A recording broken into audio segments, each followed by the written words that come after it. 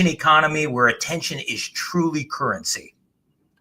Attention economy. I've never heard that language before. I gather it's probably Googleable, or you created it as we speak.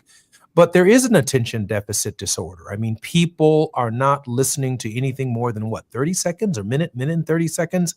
And that's essentially all they can handle and move on to the next subject matter very, very quickly. How do you hold someone's attention in this, I want to say this political, but also this economic economy? It's a political economy. It's an economic, but it's also, I would argue, emotional economy, right? That so many of us are feeling drawn. I mean, so much of social media is rage bait. So much of what's thrown at us is trying to get a reaction from us. And I truly believe how you hold attention. And look, this is my business with healthcare too. How do I tell stories in a new dynamic way?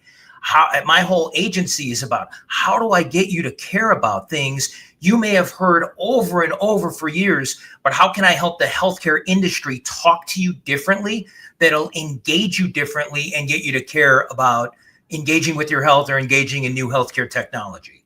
And I truly believe when it comes to politics, yes, it's about getting reaction. And we've certainly seen politicians do this incredibly effectively, win really tight races. Whether they're delivering on their promises or not, they definitely got you to feel something. And so when it all comes down to it, it's not just about how you will tackle an issue. It is, do I truly feel what you are feeling? And can I reflect that I'm showing you that I'm not just running for a vote, I'm running because I care about this issue as deeply as you do. I can reflect the way you feel, and I can do something about it that you can feel sooner rather than later. So, John, I'm struggling with this idea that that there's a certain amount of acting and drama that goes into adjusting on behalf of genuine public servants to the attention economy, if you will. And I'm thinking that something inauthentic can also emerge by just targeting that space and not really being able to fully appreciate and exercise the deliverers of those messages. I know that we have just a few seconds before we come forward. An initial thought, John? I think it's really key, Jesse. And I think a lot of people will try and fail to do this. They will miss the authenticity test. But let's face it, in order to campaign now and engage people, you have to get their interest. So you have to do that authentically. I think Mamdani has. And it might not be through your personality. It might be what you say, and it might be in the other voices you could bring forth to help them do that. The recipe will be different for every candidate, but it is critical that you recognize that there is an attention economy. In order to campaign in it, I have to find a way to bring attention to my issues. I think he's one of the best and brightest in the political space at this hour in terms of communication and crafting messages for progressive candidates, for Democratic candidates, and for people who are making sense. I'm sure he's probably available for other candidates as well. But I'm very proud that he's our guest on the show. I'm Jesse Jackson Jr. More on KBLA Talk 1580. Our very special guest is John Diggles on KBLA 1580. It's afternoon drive time with Jesse Jackson Jr. Only on KBLA Talk 1580. California, this is your moment. The special election is November 4th, and your vote helps decide your future, your community, and your state. Drop your ballot at a secure drop box. Visit an early vote center or mail it. Your participation powers democracy. Every ballot makes a difference. Tell a friend to do the same. Sign up at where'smyballot.sos.ca.gov to track your ballot. Make your voice count. Don't delay. Vote today. A message from the California Secretary of State. If you're one of the millions of Americans behind on your taxes, if you're afraid to open your mail because IRS collection letters could be coming, listen carefully. The IRS is cracking down, taking paychecks, freezing bank accounts, revoking passports. That's a fact. But here's what most people don't know. There are official tax relief programs designed to help struggling taxpayers. Programs that could save you thousands if you qualify. No one knows these programs better than the experts at Optima Tax Relief. Optima's award-winning team will fight to protect your paycheck, your passport, and your property. Their tax attorneys and licensed professionals will work tirelessly to get you the best deal possible with the IRS. Everyday penalties and interest keep piling up, So don't wait. Call Optima now for a free consultation. Call 800-919-9077. 800-919-9077. 800-919-9077. Optima Tax Relief. Some restrictions apply. For complete details, please visit OptimaTaxRelief.com. KBLA Talk 1580, standing with you in perilous times. If you've been impacted by the federal government shutdown or the discontinuation of SNAP benefits, you can find a food bank near you that's offering free groceries by going to lafoodbank.org or call 211. Additionally, LA County offers free meals at certain parks. There are meals and snacks for kids and seniors. Visit parks.lacounty.gov to find out which centers are offering which programs and to register in advance. And in addition to offering 2 free meals per day for all students, the LA Unified School District provides weekend meal kits for its students by request. Meal kits can be picked up on Fridays at grab-and-go locations. Please visit lausd.org/Cafe LA. That's lausd.org/CAFELA. We keep us safe. We keep us provided for. We keep us connected. This is a community call to action from KBLA Talk 1580. 250 years ago, a promise was made to connect families and friends near and far. And during the holidays, that promise is more important than ever. That's why USPS is building a better network to meet your needs with timely deliveries, easy and affordable ways to ship, and everything you need to make your season full of holiday cheer. Our purpose is delivering your peace of mind, knowing your love will arrive, bringing joy to all. The United States Postal Service. Learn more at USPS.com/holidays. Now back to more of Jesse Jackson Jr. on KBLA Talk 1580.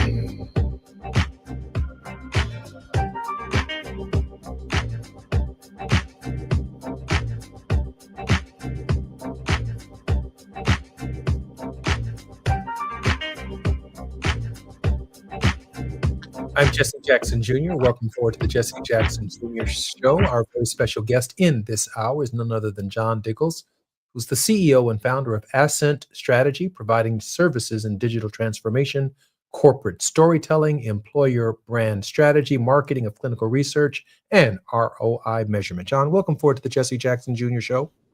Thank you, Jesse. It's great to be with you today. Always a pleasure, John. Hey, listen, let me ask you this question about beyond the generational shift on the policy side of what could take place in New York tonight. What will the nation learn about Mamdani's victory? I certainly think some discussion will come in today. And I really think what happens in New York is going to spill into New Jersey as well. You know, New Jersey hasn't elected, the same party hasn't won in New Jersey in 3 consecutive elections since 1961. So it would be time for Republican to take over as new governor of New Jersey. But New Jersey's in the New York media market, which has certainly been a lot of Mamdani discussion. So I'm watching to see how that spillover affects that race. Again, it's a different market. So they might, you know, the folks in New Jersey might not be grabbing on to Mamdani's key promises and issues. But does it raise the attention of more Democrats in the state? Does it get younger people out in the state? So I'm watching that. But I really think what we're going to learn tonight from New York, from New Jersey, even from Virginia, is I'm watching 3 key things. I'm watching to see which party is excited, which voter base are excited. The Republican Party and the Democratic Party are both polling very low. But perhaps voters are coming out because they're fighting for change. They're fighting for new candidates to really change their parties that they're part of, right? So I'm definitely watching that. I absolutely think healthcare can factor into this election and really will cast a big shadow for the 2026 midterms. Key reason is lots of Medicaid cuts coming, almost $1 trillion in Medicaid cuts coming. So right before I came on, you were talking about the Affordable Care Act and what they're doing. Look, they couldn't repeal the Affordable Care Act, so they're starving the Affordable Care Act and trying to raise those premiums. Those premiums, those jacked up premiums, soaring premiums are going to be hitting people in January. That's absolutely going to impact how people see the 2026 midterms. And of course, that third issue really at the top, everything comes down to cost of living. That promise has not been kept. affordability is a huge issue across the country. Mamdani ran on it in New York. Democrat ran on it in New Jersey. Spanberger ran on it in Virginia. We're going to see if that issue carries them to victory and if that's going to be a top issue in the midterms. So I don't see how, when these issues in January begin to hit the personal pocketbooks of the American people, which quite frankly has already started, the anxiety has already started, but for the intervention of 2 federal judges on the SNAP benefit question, it seems to me that no matter what we're hearing out of Washington in terms of messaging, that the people themselves are going to turn to both Democrats and Republicans with some level of significant, well, that's an understatement, with significant disgust.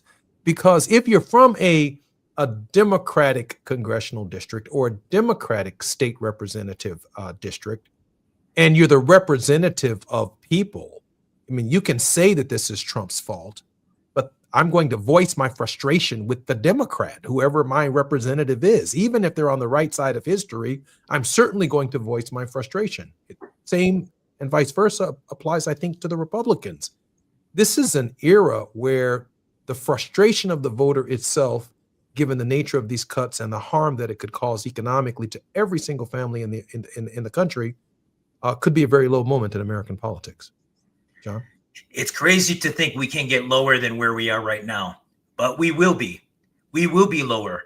Tomorrow, not only is it post-election day, it will tie for the longest shutdown in American history.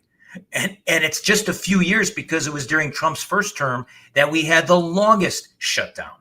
So yes, judges forced that payment, those SNAP payment, where you talked about 42 million Americans on the SNAP payments. But now the White House is saying it might only be partial payments. It might take time to get through the system. These families do not have time for you to figure out your bureaucracy and get food, get money for food and support for food. They're starving today. They're making decisions today if they can feed themselves and their families. So for that kind of bureaucracy to come during a shutdown, it's just another tactic. And it's another tactic in a political chess game with real lives on the ground, on real lives on the line here. And that's the same thing that's affecting the $1 trillion in Medicaid cuts that came through the One Big Beautiful Bill as well. It's the same thing that's happening with starving the Affordable Care Act and trying to hike up those soaring premiums. And you mentioned 44 million Americans rely on coverage through the Affordable Care Act. That's going to go up. We're in open enrollment now, but with those Medicaid cuts coming through starting after the midterms, of course, they were strategically timed, but after the midterms, more people are going to be looking to the marketplace for coverage. We made healthcare a lot more inaccessible in our country at a time when we should be working on access and working to bridge disparities. And as I shared with OG Rick, when I bring my experience to the table, the people who are working 1 job, 2 jobs, or 3 jobs are largely also part of the 70 million men and women who've paid their debt to society, both federally and state. They can't get full-time employment. They find themselves on traditional assistance for needy families. They find themselves on supplemental nutrition assistance programs. They find themselves needing more affordable health care. By the way, affordable health care is not the right to health care for everyone. It is affordable care for those who do have health care and pay for it, with some tax credits and some kind of market approaches to making these credits available. But the taxpayer ultimately does receive the other portion of the bill that the hospitals and the medical providers pay, because they're reimbursed by the government, even through the Affordable Care Act. Right, John? Absolutely. And those subsidies were designed to help reduce that cost. But that cost has gone up so significantly because how many times was there attempts to repeal? Over 100 times attempts to repeal the Affordable Care Act. It's really difficult for companies to do business in a marketplace that you're constantly trying to repeal. And when you lose companies and people don't go into the marketplace because they're not sure of the stability of it, those premiums go up. And so I truly believe that's the strategy here, right? Cut those subsidies, make it more expensive, more people drop out, those premiums will soar even more. And then you could point back to something you couldn't repeal and say it failed. Well, you starved it. And so that's political chess matches again with real people and real healthcare and real lives on the line because they can't access coverage. That's something we cannot accept in our country. We must force that back. And you were one of the only people to actually raise, yes, it's important for us to get SNAP benefits back to 42 million Americans who depend on it, who would starve without it. But we should also be asking ourselves why, in the richest country in the world, in a richest country in America and in world history, do 42 million Americans need SNAP benefits, even though they're working 1, 2, even 3 jobs? That right there, I can't get over because that's 1/5 of the nation that needs the Affordable Care Act, and 1/5 of the nation, and there's overlap, that needs supplemental nutritional assistance programs. Without those 2 programs, I don't see how this country doesn't slip into some kind of deep, deep recession and maybe even a depressionary period until such time as the American people recognize that these programs are designed to eliminate mass poverty. Mass poverty. And we are on the verge of looking at 1/5 of all Americans ill-housed, ill-fed, and ill-cared for. But that's just not going to work. I mean, that goes to the heart of the American fabric itself. Goes to the heart of the American fabric itself, Jesse, and it also is unfortunately goes to what we're seeing here is almost a separation, right? Some people don't feel any of that. And for 1/5 of the country, it is weighing down and affecting their very existence in our country. And that number's only going to grow because so many people who rely on SNAP or rely on the Affordable Care Act are losing those benefits. And so even hospitals in rural areas will be closing, hospitals in underserved areas. So you're talking about disparities which we should be working to bridge. It's the whole reason I started my company. Work to bridge those disparities, make healthcare more accessible. Those disparities are going to widen unless we get really serious all the way down from our policy to how we execute it in our communities about getting people access and the care they need and improving the economy in every community. We should have an economy that is more accessible to every American. John, that would include school lunch programs for K through 12 and students who go to school without these programs who could very well be facing hunger. 100%. And it would also include how do we do this so that we can raise the wages in communities where sometimes those children only eat when they get lunch at school, right? So how do we look at those local economies and how do we raise job opportunities and wages there as well? We have got to think bigger and bolder. The divisiveness in our country has to do with how people feel policy and government really affects them and what access are they truly getting to the American dream. That is a big, big problem. We have to be much bigger and bolder at how we tackle it. John, can we move on to the question of the behavior of the Trump administration and the behavior of the Supreme Court?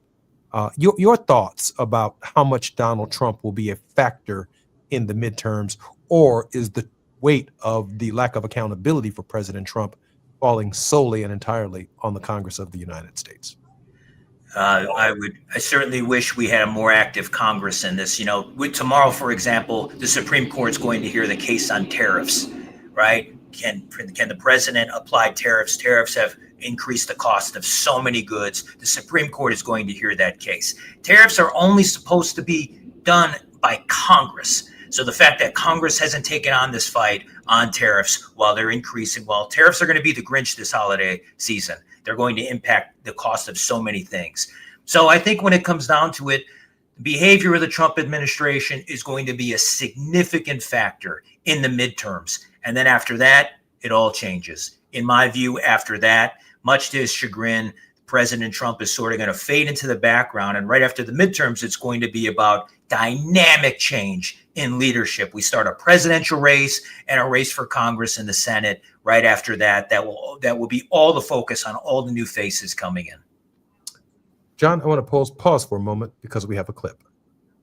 The founder of the crypto exchange Binance, a man named Changpeng Zhao, also known simply as CZ, is one of the latest recipients of a controversial presidential pardon. President Trump told CNN's Caitlin Collins last month that the pardon, quote, was recommended by a lot of people, unquote. And in an interview with 60 Minutes that aired last night, he reiterated a striking admission about the pardon. Why did you pardon him? Okay, are you ready? I don't know who he is. I know he got a 4-month sentence or something like that, and I heard it was a Biden witch hunt. I can only tell you this. My sons are into it. I'm glad they are because it's probably a great industry, crypto. The president there is saying that he gave a pardon to someone that he has no idea who he is, which is a very interesting claim considering that his own Justice Department, as well as the House Oversight Committee, are currently investigating whether President Biden knew whom he was pardoning towards the end of his presidency. We'll go back to that in a sec. But let's answer the question who CZ is, because President Trump says he doesn't know who he is. He is the billionaire founder and former CEO of Binance, and Binance is the largest crypto exchange business in the world. Now, as to the Trump claim that the case against him was a Biden witch hunt, it was not. We should note that in November 2023, Binance and CZ pleaded guilty.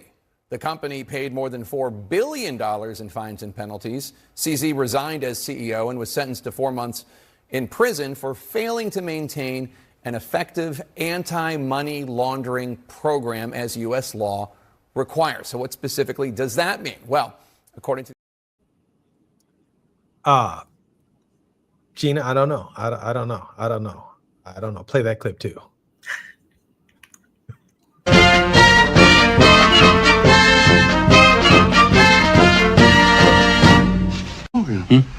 What is he doing in the uniform? General Hogan, please. Oh, you went too far. I must report this. It would be worth my life if I do not report this. It's only until tomorrow, and he's going to take it off again. After he steals the tank. Oh? From the Panzer Division. Oh? And brings it here into the barracks. Oh, I see nothing. I was not here. I did not even get up this morning. John Diggles, I miss Sergeant Schultz from Hogan's Heroes. He doesn't know nothing. He doesn't see nothing. He didn't see nothing, and neither did Donald Trump. I'm Jesse Jackson Jr. More with John Diggles on the Jesse Jackson Jr. Show on KBLA Talk 1580 when we come forward. It's afternoon drive time with Jesse Jackson Jr. Only on KBLA Talk 1580.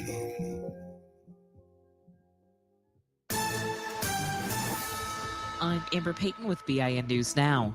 The White House says it is following court orders on SNAP benefits after President Trump suggested otherwise on Truth Social. The recipients of these SNAP benefits need to understand it's going to take some time to receive this money. SNAP funding ran out on Saturday, affecting about 42 million Americans, many of who are Black. Restaurants of Jamaica, which operates KFC and Pizza Hut, is donating $18 million to Hurricane Melissa relief efforts. The funds will go to the government's relief fund, Food for the Poor Jamaica, and directly support homes, shelters, and schools. And family, friends, and music legends gathered in Virginia to honor neo-soul star D'Angelo, who died at 51 from pancreatic cancer. Stevie Wonder, Lauryn Hill, and others performed heartfelt tributes, while his former bands, the Soultronics and the Vanguard, played his classics. Get BIN News Now on demand 24/7 on the iHeartRadio app. For victims of drunk and drug driving, our grief is unique, but you are not alone. You always have a place at MAD. Call our 24-hour victim helpline at 877-MAD-HELP or visit mad.org. This is the KBLA Sports Minute with Ray Richardson. The Clippers have a quick reality check after losing at home Monday night to Miami by 1 point. Tonight at the Intuit Dome in Inglewood, the Clippers face the defending NBA champion Oklahoma City Thunder. The 7-0 Thunder are the last remaining undefeated team in the NBA this season. This would be a very good time for the Clippers to show some mental toughness and prove to folks that they can be a playoff team. 7 p.m. tip-off. The Lakers are off tonight. They're at home Wednesday night against San Antonio.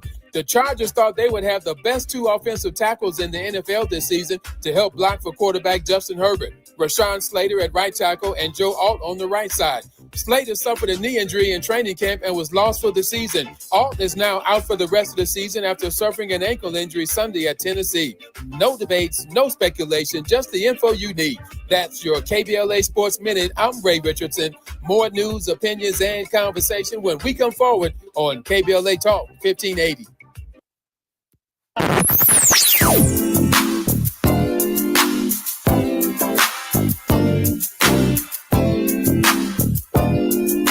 This is KBLA Talk 1580. Talk radio. That's music to your ears. We're unapologetically progressive. KBLA Talk 1580. We've got a lot to talk about. I'm Reverend Gerald, the life coach. Is someone you love struggling with addiction and mental illness? Is improving your family's health important? Want to leave a legacy that your family can grow? Are you ready to enhance your perception of life experiences? Then wake up weekends at 7 a.m. with Urban Family Focus and get the wisdom, opportunity, resources, and motivation to live your best life. Join the conversation on Urban Family Focus Saturday and Sunday at 7 a.m. Unapologetically progressive. KBLA Talk 1580. We've got your black. First, they tried to erase our history. Pentagon removed training material about the Tuskegee Airmen. Arlington National Cemetery removing histories that highlighted Black veterans from its website. Then they tried to erase our jobs. Black Americans will disproportionately bear the brunt. Now they think they can erase our votes. Steal 5 congressional seats, decimating Black and brown representation. Enough is enough. I matter, my rights matter, and our future matters. That's why I'm voting yes on Prop 50. Prop 50 lets us temporarily redraw California congressional maps to counter the election rigging Trump is trying to pull off in Texas and other states. Californians across the state are stepping up and using the power of their vote to stop the madness. So vote yes on Prop 50 by November 4th, because we can't let them erase our history or our future. This ad is paid for by the NAACP and not authorized by any candidate or candidates committee. It's never too early to start talking about money in realistic ways with your kids. JP Morgan Chase navigates how to educate your kids now about creating long-lasting, healthy money habits. Whether your kids are in elementary school, high school, or college, now is a great time to start a conversation about ways to create healthy money habits as they grow, ultimately benefiting their financial future. Talking about money in a realistic way to support your kids' lifestyle and dreams, your first banking account geared towards high school or college. It's never too early. Explaining the basics, what you earn and what you spend, building financial confidence starts with getting organized. Learning and practicing vital money skills now will stay with them for life. Tools they will have to stay on top of their finances and achieve their goals. This segment is sponsored by JP Morgan Chase.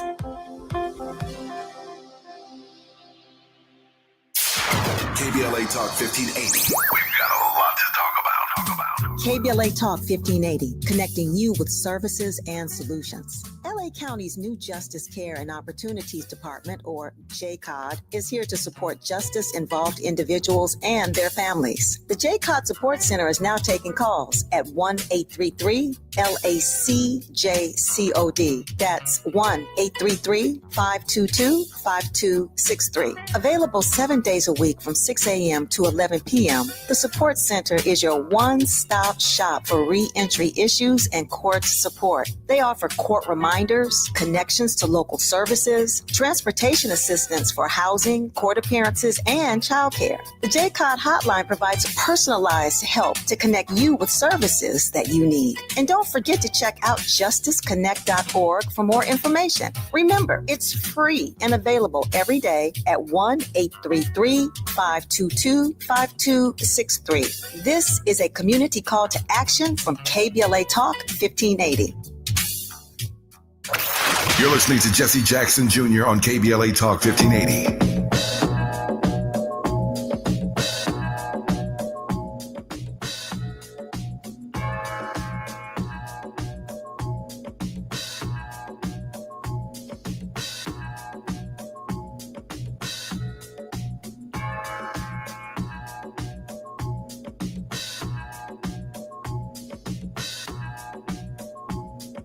I'm Jesse Jackson Jr. Welcome forward to the Jesse Jackson Jr. Show.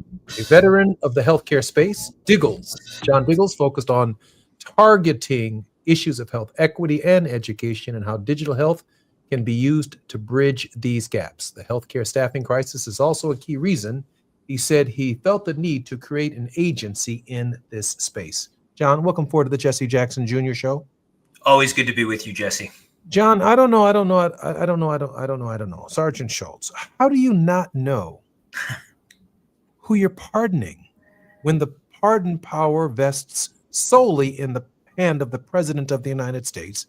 And as Jake Tapper said, the Biden administration within the same week has opened up the Trump administration has opened up an investigation through the Department of Justice of the Biden administration's use of the pardon power and the auto pen, suggesting that Joe Biden was not responsible for the pardons that he granted in the waning hours of his presidency.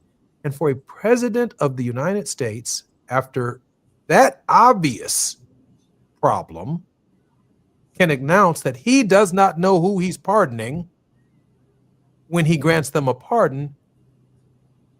John, how deeply troubling is that? Deeply troubling. And it's also troubling, again, we talk about Congress. If you've watched a lot of TV since that 60 Minutes interview aired and the president said he didn't know who he pardoned, pretty much every Republican member of Congress, including the Speaker of the House, had said, oh, I didn't know, I didn't see the clip. I mean, how do you not know this? This is a significant issue. The American people are talking about it. That clip is all over social media about, hey, you pardoned 1,500 people so far you've been in office. Do you know who you're pardoning? That's a significant issue. And again, it always comes down to power comes with responsibility. If you have pardon power, what is your responsibility when you use it? John, can we pivot to the reemergence of Barack Obama in this election space? Absolutely. Your thoughts as to whether or not it has any major significance and what it means? I think it does have significance because I think if you listen to what former President Obama has said on the trail, he talks a lot about promises made that were broken. What are we seeing that what's being delivered to us in the form of, hey, our price is down, they're up, there's still inflation, it's affecting our everyday lives. These significant cuts coming through are going to widen disparities. And usually, you know, this Jesse is someone who has studied political history in our country, that usually presidents, former presidents do not get into these kinds of things until there's a new election cycle. They usually sit back on criticizing their predecessors. But I think we're at a unique moment in history. I think President Obama decided to come out, have his voice be heard. And will it matter? Well, that's why we're watching the results tonight in Virginia and New Jersey, where he campaigned, because if those two races go to the Democrats, we know it mattered. And we also know that there's a roadmap now for the midterms. When it comes to messaging, I mean, I know, John, why I voted for the Affordable Care Act. I wanted to expose to the nation that there are men and women in this country who work every day and cannot afford health care. The Affordable Care Act.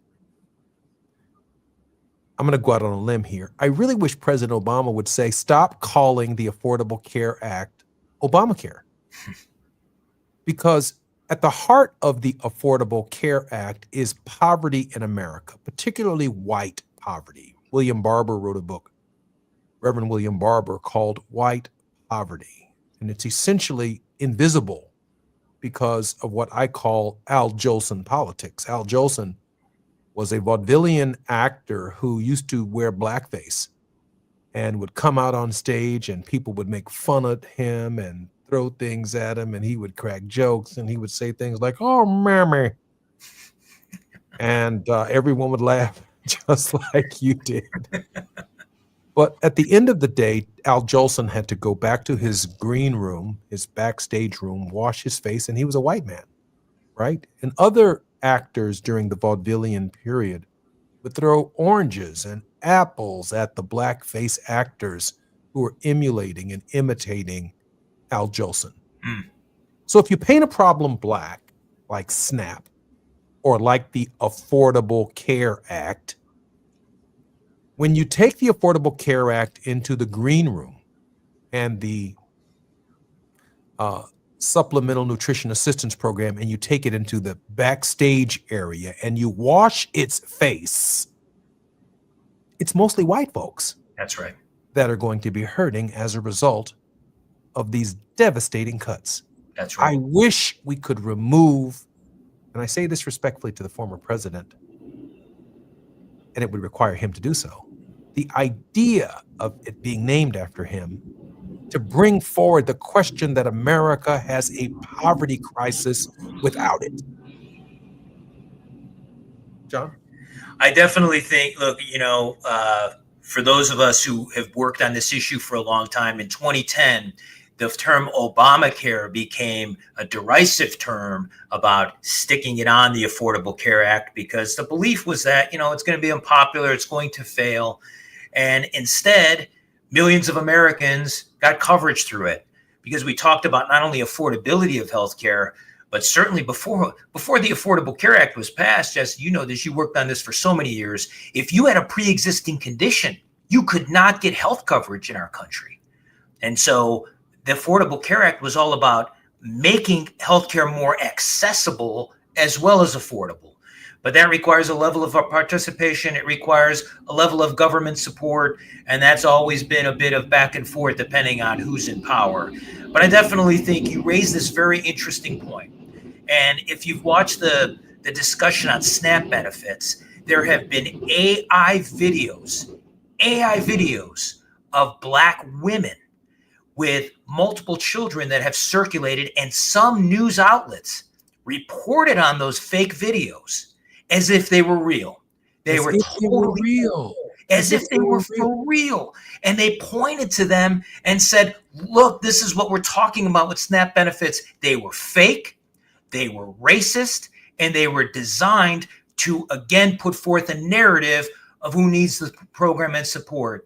And there's going to be so many people, 42 million Americans, who are suffering now because they cannot get the SNAP benefits.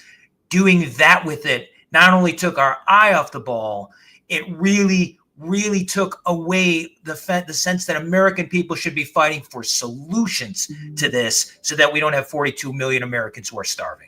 In that rally, I know that we have just a few seconds, and I'll certainly pick back up on this question when we come forward. In the rally that I saw of the president as he re-entered the election cycle, I saw young children in the crowd who grew up during the Obama administration, who are now of voting age. And I said to myself, he still got it. I mean, he still has the energy and the appeal, and his legacy obviously extends beyond those of us who supported him, campaigned for him, and worked with him, all the way down to a new generation. So he is a tremendous factor in turnout, not just in these isolated races, but if he can breathe hope into the American people, certainly into a necessary electorate to help turn the tide of this present era, more power to him. Come on, Brock, let's do this thing. I'm Jesse Jackson Jr. More on the Jesse Jackson Jr. Show on KBLA Talk 1580. Our very special guest in this hour is none other than John Diggles. John is a algorithmic genius whose agency looks very closely at the targeting of very specific messaging and how it's delivered, how it's received in an era where we have attention deficit disorder. But he's now talking and sharing with us that there is now an attention economy. I'm Jesse Jackson Jr. More on KBLA Talk 1580. We come forward. While you're stuck in traffic, we can at least bring you up to speed on the news of the day. You're listening to Jesse Jackson Jr. only on KBLA Talk 1580.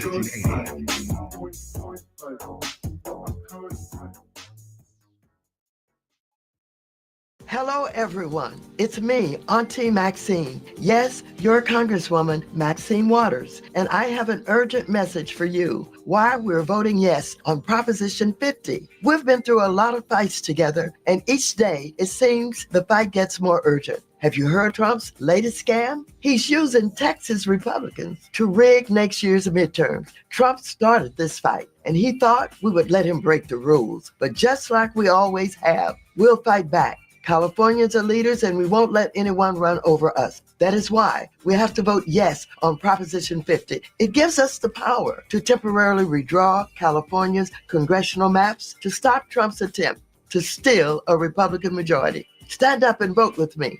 Vote yes on Proposition 50 on or before November 4th.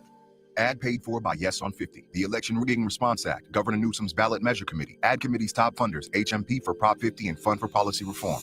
California, this is your moment. The special election is November 4th, and your vote helps decide your future, your community, and your state. Drop your ballot at a secure drop box. Visit an early vote center or mail it. Your participation powers democracy. Every ballot makes a difference. Tell a friend to do the same. Sign up at where'smyballot.sos.ca.gov to track your ballot. Make your voice count. Don't delay. Vote today. A message from the California Secretary of State.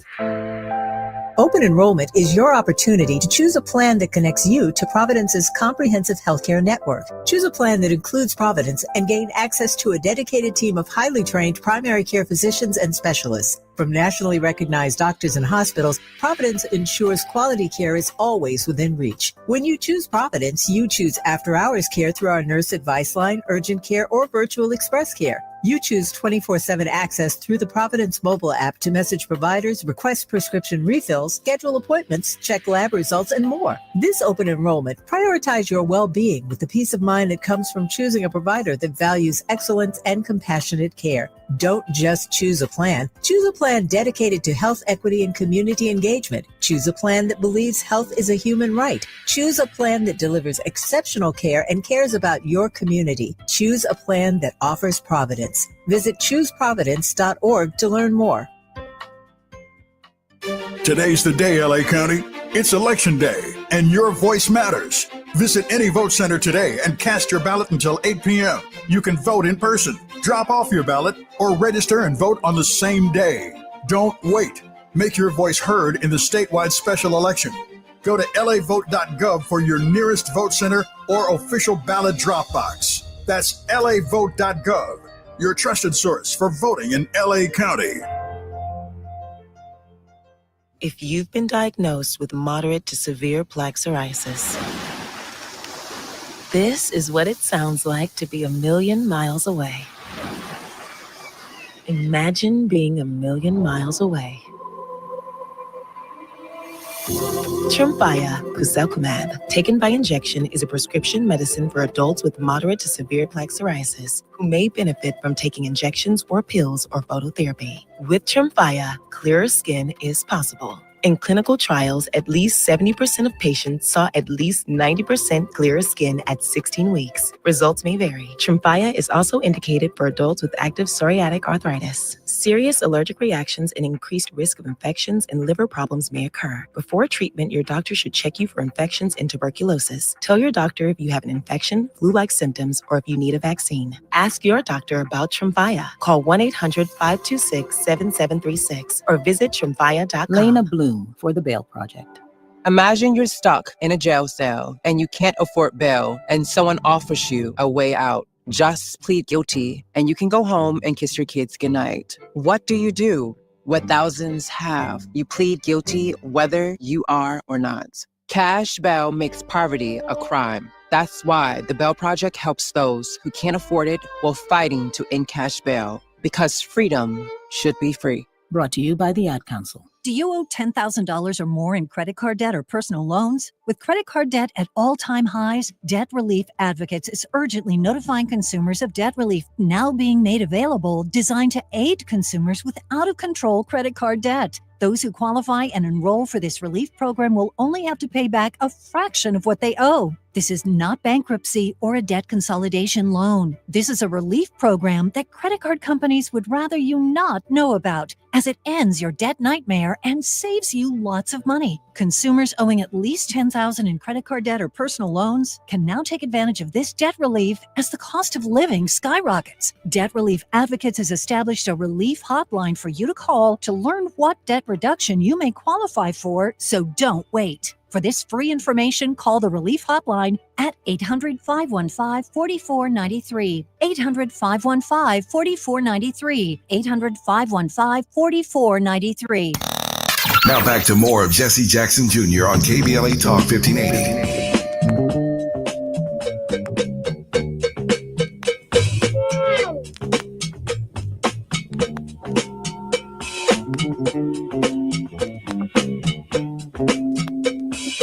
I'm Jesse Jackson Jr. You've been listening to the Jesse Jackson Jr. Show on KBLA Talk 1580. Normally on Tuesdays, our Tenacious Tuesdays, our very special guest, Barbara Arnwine, is on the grind, but she's on the ground in New Jersey making it happen. She's getting voters out, and you've got to believe it when I tell you that Barbara Arnwine is going to knock on hundreds of doors today. She's got that kind of energy to get voters out, to encourage them to participate because there is a lot at stake. One of the things I'll be looking for tomorrow, by the way, is what voter turnout looked like in these key areas. Did the enthusiasm exist? Did all of the negative news the last 9 or 10 months of the Trump administration move us in a direction to participate in primary and general election processes? Despite the winners, we need to know what the enthusiasm factor was.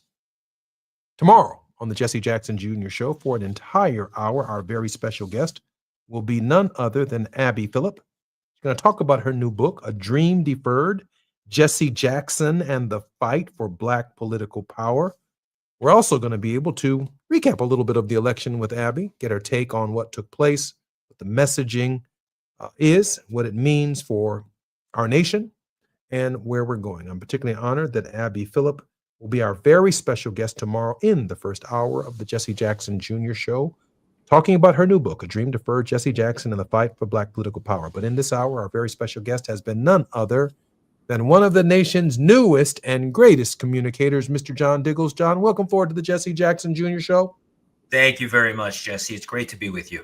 John, I'm so honored and grateful that you spent the better part of this hour with us. I do know that I have maybe 1 or 2 more questions, but at the top of the hour, the final 2.5 or 3 minutes or so, I always leave our guests with an opportunity for a word of hope.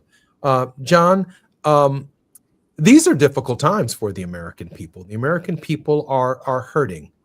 Is democratic messaging hitting the button, or are they missing the mark? Missing the mark, and missing the mark wide.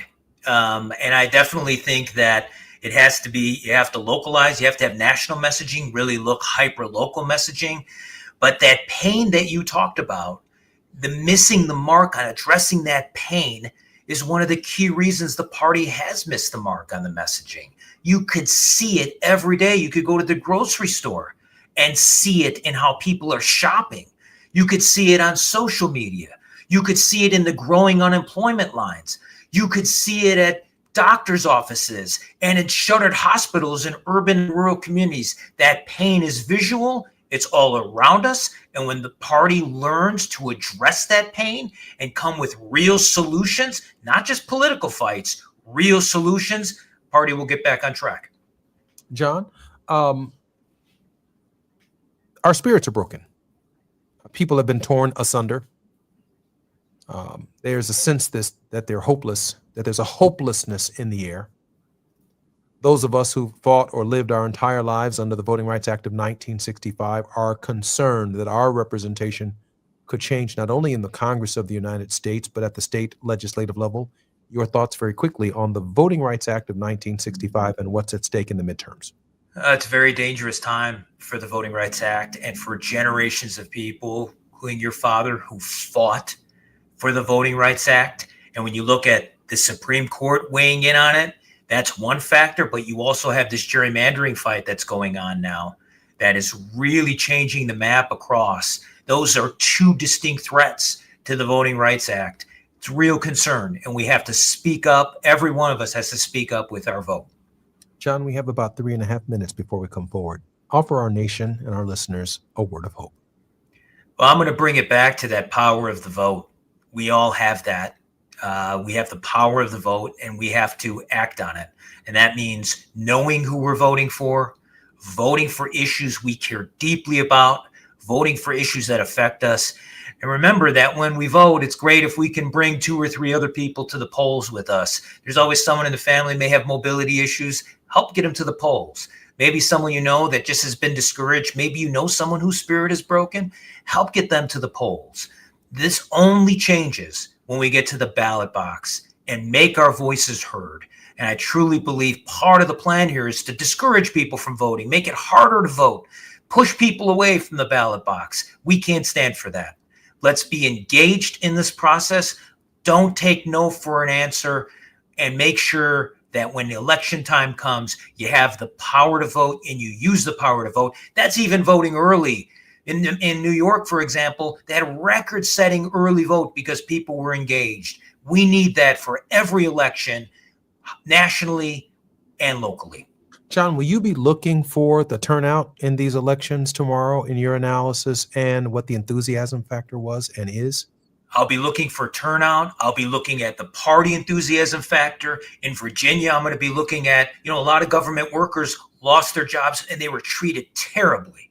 They were treated awfully and disrespected. I think they're going to be a factor in that Virginia race. And in New Jersey, I'm going to be looking at a lot of Latino districts to see turnout there. That's been back and forth constituency. 2024, that was a soft constituency for Democrats. I want to see how the Latino vote turns out in New Jersey.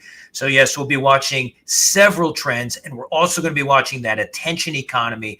What candidates used it effectively? How does that translate to the midterms?